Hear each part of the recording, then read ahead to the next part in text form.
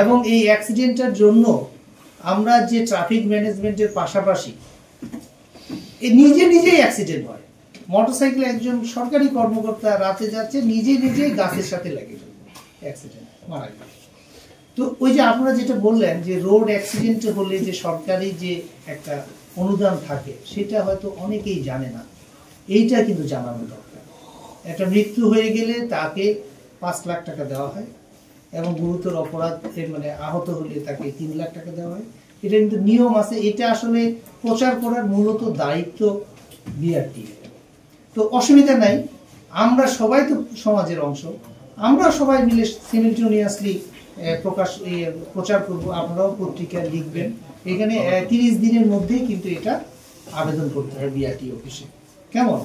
এটা তারাও কিন্তু আন্তরিক, তারা হয়তো জনবলের কারণে বিভিন্ন জায়গায় তাদের প্ল্যাটফর্ম নাই, কিন্তু আমাদের তো আছে। আমরা এটা বলবো।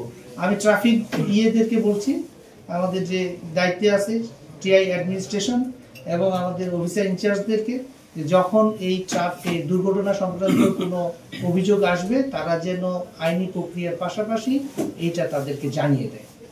আপনারা যেটা বললেন, গতকালকেই আমরা এখানকার 2টি ব্যাটালিয়নের বিজিবি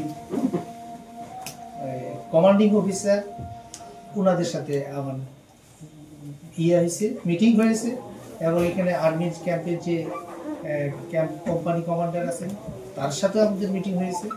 অতএব আমরা এটা খুব যৌথভাবে, বিশেষ করে সামনে যেহেতু আসন্ন জাতীয় নির্বাচন আছে, এইটাকে কেন্দ্র করে যেন এই আপনার অস্ত্র এই পাশে যদি প্রবেশ করে সেটার অপব্যবহার রোধ করার জন্য আমরা জয়েন্টলি একটা পরিকল্পনা করতেছি শীঘ্রই।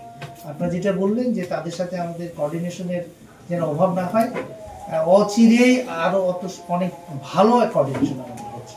গতকালকেই তাদের সাথে আমাদের মিটিং হয়েছে, চমৎকার। আমরা আমাদের এই প্ল্যানিং এর মধ্যে আমরা আছি, আপনাদের সবগুলো নোট রাখলাম। সেখানেও আমাদের কিছু অবজারভেশন ছিল, সেগুলো আমরা এটা ইনক্লুড করে নেব।